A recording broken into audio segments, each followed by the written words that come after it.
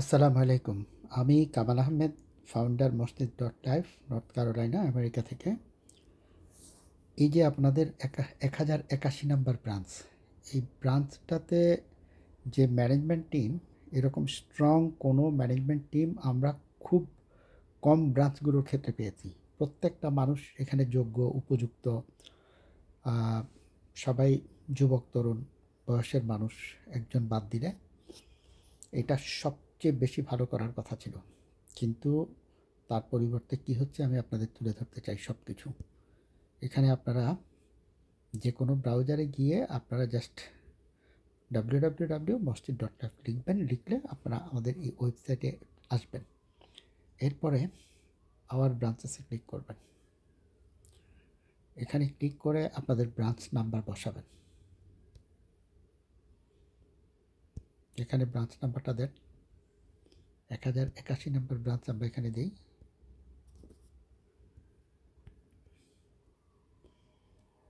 আপনাদের বাইতুস সালাত মসজিদের নাম এসে গেল, এটাতে ক্লিক করবেন। এখন এই যে আপনাদের ব্রাঞ্চের পেজ খুলে গেল। আমি আপনাদের এখন যে বিষয়টা এখানে দেখাবো, এই মুহূর্তে আপনাদের এই যে টোটাল আপনাদের ফান্ড যেটা আছে এখন 51,500, তার মধ্যে আনডিস্ট্রিবিউটেড ফান্ড হচ্ছে 42,250। দেখেন টোটাল ফান্ডের ম্যাক্সিমাম টাকা আনডিস্ট্রিবিউটেড পড়ে আছে, এবং এই টাকা কার কাছে? এই ক্যাশ। এটা আপনাদের প্রত্যেকের জানা উচিত, এই ক্যাশটা কার কাছে। 41,500। এতগুলো টাকা তো ক্যাশ রাখা যায় না। এই টাকা হয় ব্যাংকে থাকবে, আমরা যেটা ধরে নিই এরকম যখন ক্যাশ থাকে তার মানে হচ্ছে কেউ না কেউ ওখানকার এই ক্যাশটা উনি ওনার প্রয়োজনে খরচ করে ফেলেছেন, হয় টিম লিডার, না হলে ক্যাশিয়ার। আমাদের নিয়ম অনুযায়ী টাকার জবাবদিহিতা ক্যাশিয়ারের। আমরা ধরে নিচ্ছি 41,500 টাকা ক্যাশিয়ারের কাছে আছে। তাহলে আপনারা সবাই কেন এটা নিয়ে প্রশ্ন উত্থাপন করছেন না? এই টাকা উনি কেন ব্যাংকে জমা দিচ্ছেন না? আমরা এই সফটওয়্যার দেখে কথা বলি, এর বাইরে আমাদের জানার সুযোগ থাকে না। তার মানে আমরা ধরে নিচ্ছি যে এখানকার ক্যাশিয়ার 41,500 টাকা ভেঙে ফেলছেন, এবং সমস্ত কার্যক্রম বন্ধ এই কারণে। আচ্ছা, এরপরে আসেন ওভারডিউ লোন। এটা দেখা যাচ্ছে যে এই 100% অনিয়মের মধ্যে আসছে। এখন এটা আপনাদের সবার সম্মানের প্রশ্ন এখানে যারা এর সাথে জড়িত আছেন। এবার আমি আপনাদের দেখাচ্ছি এই যে অনিয়ম কারা করছেন, ওভারডিউ কেন, কাদের কাছে হচ্ছে। আসেন সেখানে আমরা যাই। এই যেখানে দেখতে পাচ্ছেন ওভারডিউ লোন লিস্ট, জাস্ট এই ফোল্ডারটা ক্লিক করবেন। এখানে ক্লিক করলে আপনি দেখতে পাবেন কারা কারা ওভারডিউ করেছে। আমরা ওখানে যাই, ওভারডিউ লোন লিস্ট। এখানে আমরা এখন দেখতে পাচ্ছি এই মুন্নার কাছে উনি 6,000 টাকা নিয়েছিলেন ডিসবার্স, 5,000 রিকভার্ড, আর এই 1,000 টাকা হচ্ছে ওনার ব্যালেন্স, এবং এই 1,000 টাকা ওভারডিউ। লাস্ট 19 সেপ্টেম্বরে টাকা দিয়েছেন, তার মানে অক্টোবর, নভেম্বর, ডিসেম্বর উনি কোনো পেমেন্ট করেননি। এরপরের জন আসেন ইরফান ফার্দার। এখানে যেটা লিখেছে, যাই হোক, ইরফান সাহেবের কাছে আমরা দেখতে পাচ্ছি ওভারডিউ হচ্ছে 1,000, ব্যালেন্সও আছে 1,000। উনি লাস্ট এপ্রিল মাসের সর্বশেষ টাকা দিয়েছেন। তাহলে এই যে May, June, July, August, September, October, November, December, এটা মসজিদ কেন্দ্রিক কার্যক্রম। আপনারা মসজিদে এটা নিয়ে কখনো কথা তুলেছেন যে এই ইরফান সাহেব উনি বয়স্ক মানুষ, এরকম একটা লোক, উনি এটা দিচ্ছেন না কেন? তারপরে হচ্ছে সোহান হাসান। সোহান হাসানের যেটা আমরা দেখতে পাচ্ছি, সোহান হাসান সর্বশেষ এই যে তার কাছে 1,000 ওভারডিউ, এবং উনি লাস্ট টাকা দিয়েছেন জুলাই। তার মানে August, September, October, November, December, গত 5 মাসে। এই যে আপনি জুলাইয়ের পরে August, September, October, November, December, এখন জানুয়ারি, এই 6 মাস 1,000 টাকা আপনারা ওনার থেকে আদায় করতে পারেননি। তারপরে আসেন ইনি শাহিদা বেগম। এই শাহিদা বেগমকে আপনারা 8,000 টাকা দিয়ে 2,000 টাকা মাত্র আদায় করেছেন। এই 6,000 টাকা ওভারডিউ ওনার কাছে, এবং লাস্ট উনি টাকা পেমেন্ট করেছেন আপনাদের 31 জুলাই, অর্থাৎ যা পাবেন সবটাই ওভারডিউ। এই যে 31 জুলাইয়ের পরে August, September, October, November, December, January, last 6 মাসে আপনারা ওনার কাছ থেকে একটা টাকা আদায় করেন নাই কেন? কারণটা কি?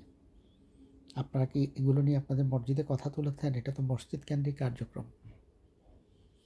তো এই বিষয়টা প্রত্যেকে দেখবেন, এবং যারা ওভারডিউ যাদেরকে দেখাচ্ছে আসলে এদের কাছে ওভারডিউ আছে কিনা এদের সাথে কথা বলবেন।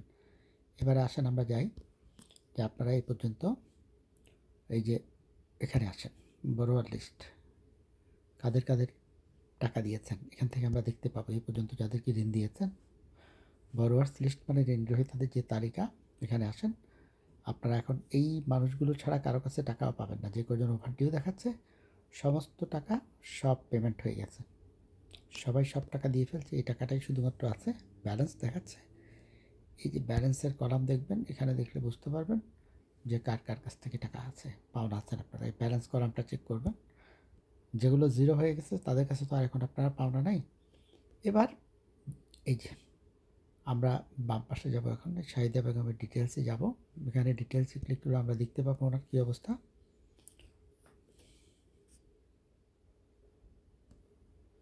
শাহিদা বেগমের ডিটেলসে আমরা গেলাম। এখানে দেখেন এই 2000 আদায় করেছে হুজুর আর আলেম কাকা, এরপর থেকে শুরু করে। আর এই যে শাহিদা বেগমের স্টেটমেন্টটা দেখেন আপনারা, এই কিস্তিগুলো উনি একটাও দেন নাই। এই August, September, October, November, December, জানুয়ারিতে ওনার শেষ হওয়ার কথা। জানুয়ারি মানে 6টার একটাও নাই। তো আপনারা মসজিদ কেন্দ্রিক একটা কার্যক্রম, সারা গ্রামের সবাই মিলে যেই ডিসিশনটা নিচ্ছেন সেখানে এটা হচ্ছে না, তার জন্য কী স্টেপ আপনারা নিয়েছেন এটা একটু জানার বিষয় আছে। তো যাই হোক, এখন এই যে আপনারা এখানে ম্যানেজমেন্ট টিমে আপনারা যারা আছেন, এই ম্যানেজমেন্ট টিমে আমরা এখন ম্যানেজমেন্ট টিম দেখব। এই ম্যানেজমেন্ট টিমের মধ্যে এটা আপনারা গঠন করেছেন। এই ম্যানেজমেন্ট টিমটা এই রহমতুল্লাহ টিম লিডার, তারপরে হচ্ছে এই মারুফ বিল্লাহ কেশিয়ার, আবু মুসা, আপনারা প্রত্যেকে এখানে আছেন। সুতরাং এটা আপনাদের প্রত্যেকের দায়িত্ব এই বিষয়টা যাতে সমাধা হয়। এখন আপনাদেরকে ডিসিশান নিতে হবে আপনারা এটা চালাবেন কি চালাবেন না। আমার মনে হয় না, যা দেখলাম, যে আপনারা কখনো কোনো মিটিংয়ে বসেন বা এটা নিয়ে কোনো আলাপ আলোচনা হয়। যদি মিটিংয়ে বসতেন, আলোচনা যদি কন্টিনিউ থাকতো, তাহলে এতগুলো টাকা ক্যাশ রেখে দিতেন না, এটা আপনারা ব্যাংকে জমা দিতেন। সেই হিসাবে বোঝা যাচ্ছে এগুলো আপনারা হয়তো সবাই জানেনও না এই মুহূর্তে কার্যক্রম। আচ্ছা, এবারে আমরা যাই, এখানে আসেন, আপনারা রিপোর্টে যাবেন। এই রিপোর্টে গেলে আমরা দেখব এখানে দুইটা জিনিস। একটা হচ্ছে এই যে ক্যাশ স্টেটমেন্টে আসেন রিপোর্ট থেকে, এই যে ক্যাশ স্টেটমেন্ট, তারপরে আমরা দেখব ব্যাংক স্টেটমেন্ট, এই দুইটা দেখব। আমরা এখন ক্যাশ স্টেটমেন্টে ঢুকলাম। ঢুকলে আমরা এখান থেকে দেখব, দেখেন সর্বশেষ পেমেন্ট, এই যে এখানে দুইটা কলাম দেখেন, এই পেমেন্ট কলাম আছে, পেমেন্ট, এই লাস্ট পেমেন্ট কবে করেছেন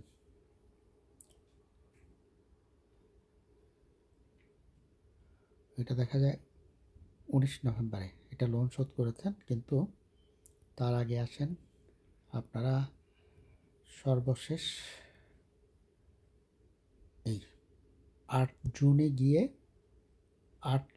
গিয়ে এই টাকা দিয়েছেন একজনকে 5,000। 8 জুনের পর থেকে আপনারা কোনো কাউকে একটা টাকাও ঋণ দেন নাই।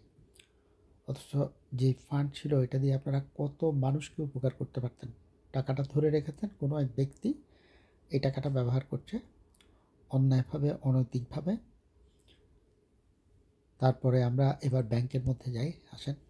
ক্যাশ তো আপনাদেরকে দেখালাম, এবার ব্যাংকে যান, ব্যাংক স্টেটমেন্টে যান। এই যে ব্যাংকে এই উইথড্র কলামে দেখেন আপনারা লাস্ট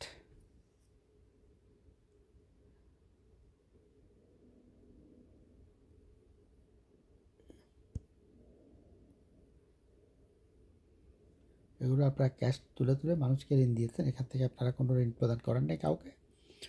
তো এবার আশা করি আপনারা বুঝতে পারছেন যে আপনাদের অনিয়মটা কোন লেভেলের কোন পর্যায়ে পৌঁছেছে।